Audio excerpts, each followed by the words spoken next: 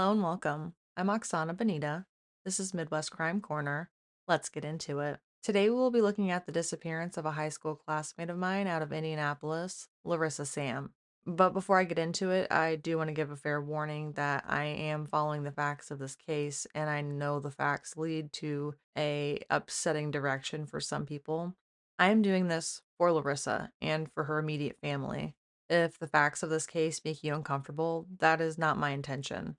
This is a difficult case to accept if what the authorities believe to be true is correct. Larissa's case doesn't get enough attention. She'll be missing for 9 years this June 21st. Larissa's son was only 4 years old at the time of her disappearance, and now he's about 12 or 13. That is a long time to go without your mommy.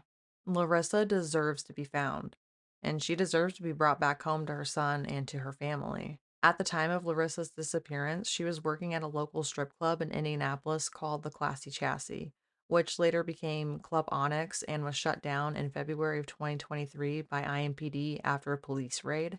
The place had a bad reputation, even when Larissa was working there when it was the Classy Chassis, which is probably what was leading Larissa to seeking a different job. Looking through Larissa's Facebook pages, her personal account, and her dancer page, it's clear that there were some sleazy dudes lurking around her, which led to speculation that one of these men maybe followed Larissa home after her last shift at the Classy Chassis the night that she disappeared. It's plausible, and it is sort of correct, in theory, that it was a creepy older guy coming to the dance club, but I'll get more into that in a bit. Like I said a little bit ago, at the time of her disappearance, Larissa was wanting to quit her job at the dance club. The week that Larissa went missing, American Idol was coming to Indianapolis for auditions, and Larissa was planning on trying out for them. Not really sure how to feel about it. Something in the way you move makes me feel like I can't live without you. It takes me all the way. I want you to stay.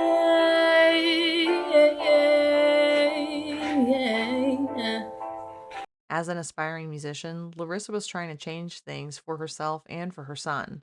You can see on her Facebook page how she was wanting to quit her job from her posts. I would have to assume, being a young single mother with a young child, the money that she was making, despite of what was going on at the club, it must have been hard to walk away from, and I can't fault Larissa for that. Larissa was only 22 when she disappeared. 22. Larissa's only a month older than me. She would be 31 now. That is so young. And despite Larissa's maturity for her age, being that young, you have to be naive in some ways. I don't care how mature you are for your age at 22. You haven't had enough life experiences to fully be wise of people and just how the world can operate.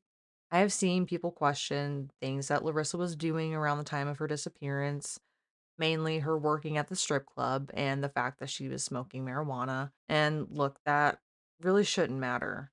If you don't like Larissa's lifestyle, then, so be it. But if you think that that contributed to her demise, you're wrong.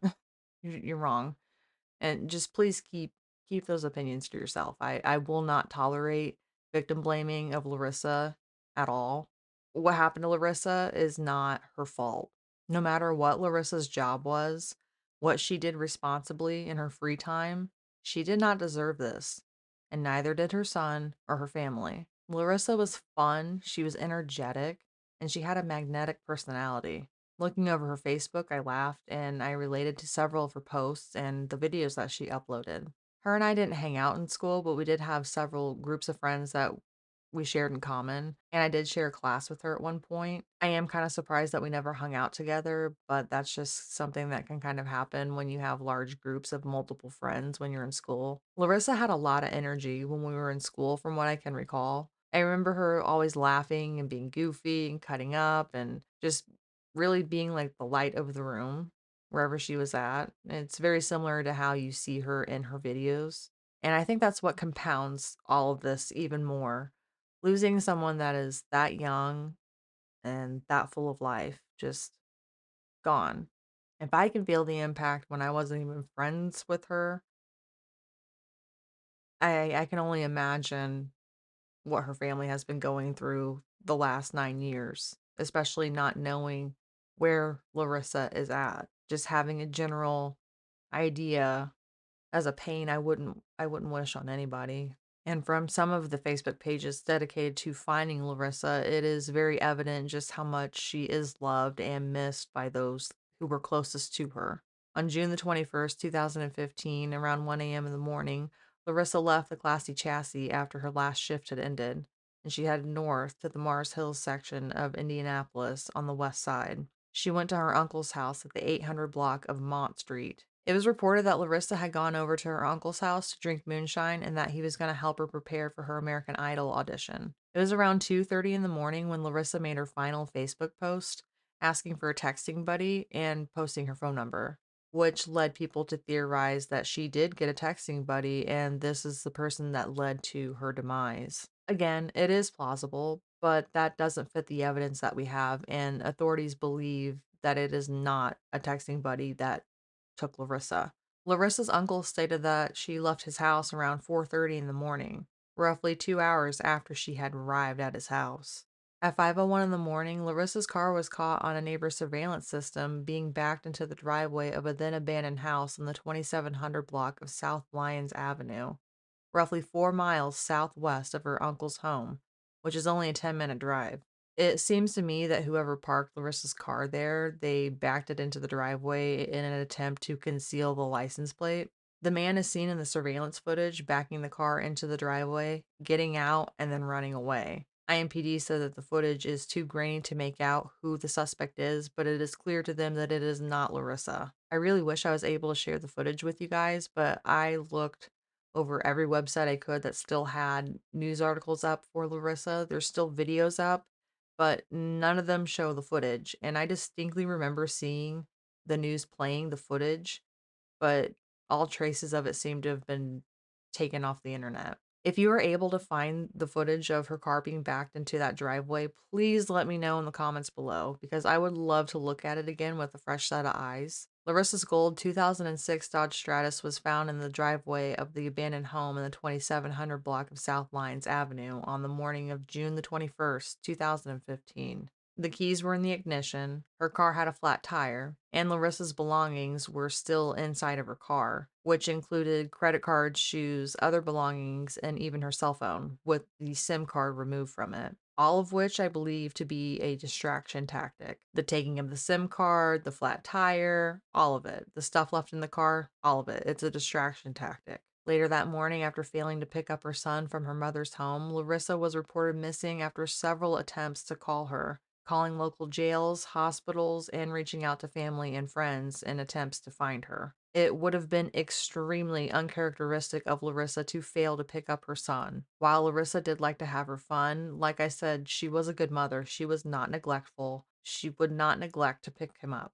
So when she failed to arrive at her mother's home that morning, it set alarm bells off in her mother.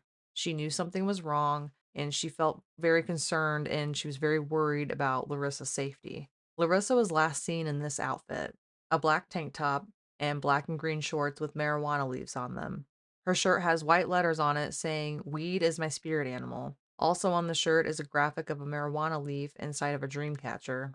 At the time of her disappearance, Larissa had long black hair with red hair extensions that you can see in this picture. Larissa also had several very distinctive tattoos.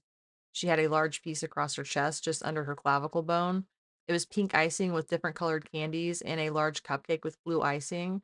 There's also some musical notes throughout it, and she had the word princess with a crown right above it. She also had a black tribal style tattoo along her lower back and matching black stars with pink, yellow, and blue stripes across the back of her shoulders. Days turn into weeks, weeks turn into months, months turned into years without Larissa. People were really hung up on her last Facebook post, which is understandable considering that she went missing only hours after the fact. But like I said a little bit ago, the evidence just doesn't lead us that way. It actually leads us to a much darker territory.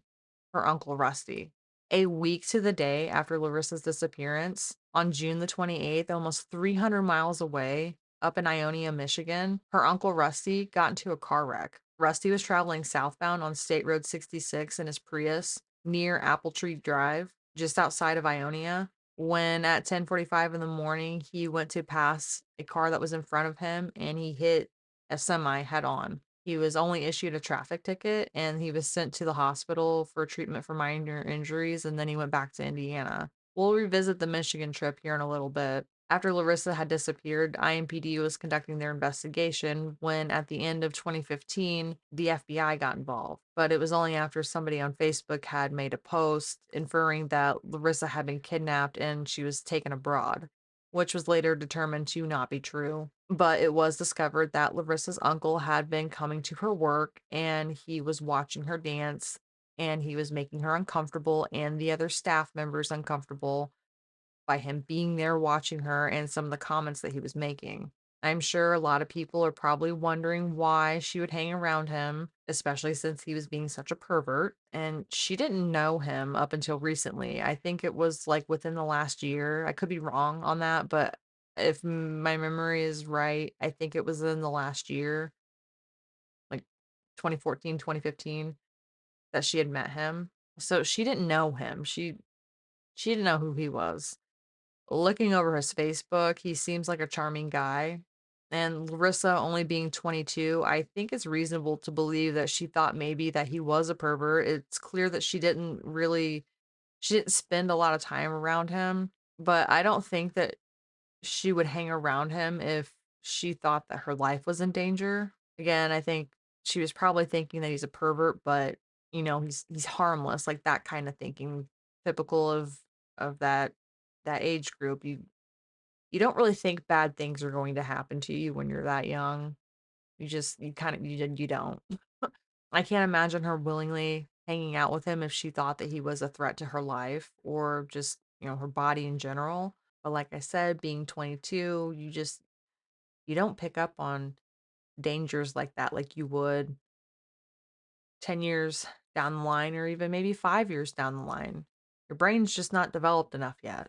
With the FBI's involvement, they did rule out the possibility of Larissa being kidnapped and sold into trafficking like some of her family had believed.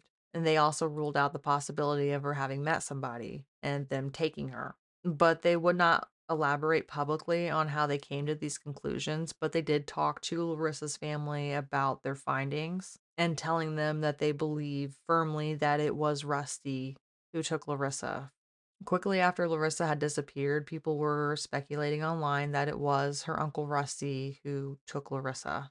In a comment from Larissa's aunt on a post made from one of her missing persons pages on Facebook, she said that Larissa's last cell phone ping came from Rusty's house.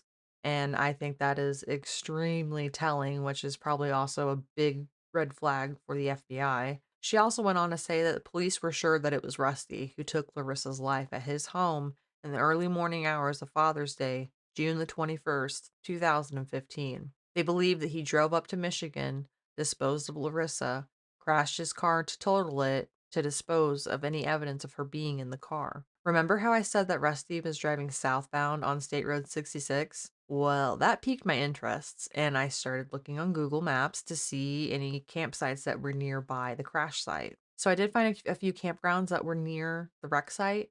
Um, Two of them look like they were only for RVs, and then there's another one that looks like it's for RVs and tents. And at this campground where it looks like they have the tents at, it is in a heavily wooded area with several bodies of water in it, which also piqued my interests. I think given the location and the heavily wooded area, it's worth looking into those woods and those bodies of water for Larissa. I would go up to Michigan and search for Larissa myself, but I'm not physically able to walk around the woods like that anymore. I have several health conditions that prevent me from doing that. If anyone in Michigan in the Ionia area, if you're willing to go there and search for Larissa and any place that seems plausible, pretty much, please do it. I know that her family would greatly appreciate the help in searching for her because they've pretty much hit a dead end and she needs to be brought home. I could be wrong in my theory, obviously, but I think it's a good place to start. The way I look at it, it's only a 12-minute drive from that campsite to where he wrecked his car at. And given how close Larissa's car was to his house when it was ditched, it tracks for me. He seems to like to do stuff close to him, kind of rushed without a whole lot of forethought. So I think he drove up to Michigan the day before on the 27th, waited for nightfall, buried Larissa, woke up the next morning, drove and crashed his car in hopes of unaliving himself. At least that's what Larissa's aunt thinks, the unaliving part. She thinks that the wreck was intended to, one, get rid of evidence of Larissa's body being in the car, and then two, in hopes of unaliving himself. Later on in 2017, Rusty did succeed at doing that.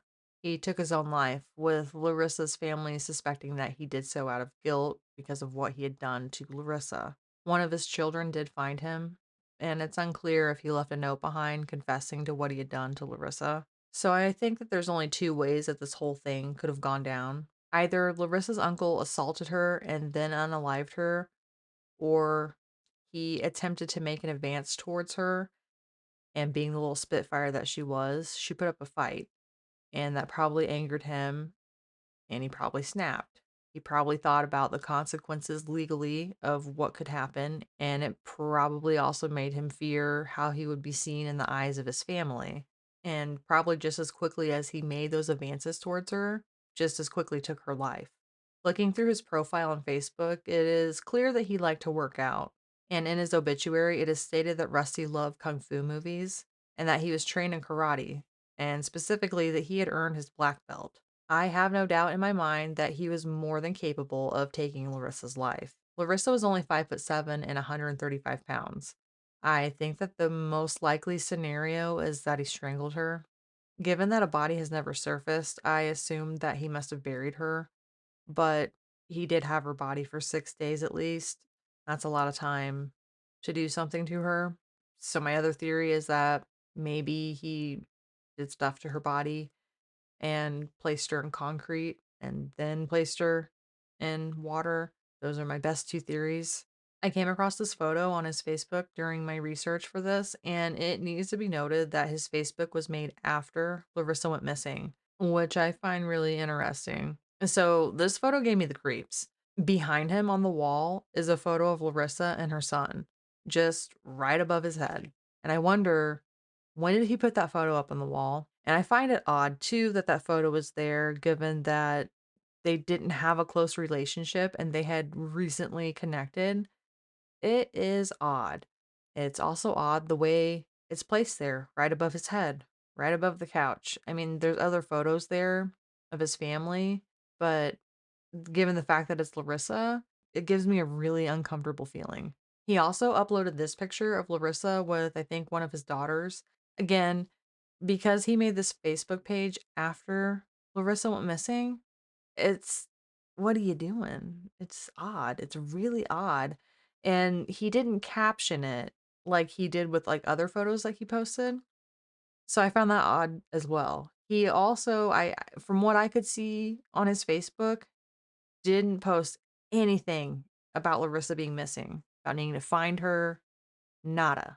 Coming across that stuff, it really stood out to me in the worst way. Without any solid information from Rusty that we know of, it is up to us to find Larissa. If you or someone you know is capable and willing to search the bodies of water in the wooded areas around Ionia, Michigan, please do so. I am kindly asking you for help in finding Larissa and bringing her back home to her son and to her family. It's been 9 long years since this tragedy occurred, and it's time to search Michigan. It's time to bring Larissa home. That is going to wrap it up for today's case. Please share this to help get Larissa's case out there, to help spread the word and bring more awareness to her. And hit that like button to help the video in the algorithm. Subscribe if you haven't, and be sure to hit the bell notification so you can stay up to date whenever I upload or post to my community tab. I'll catch you in the next one.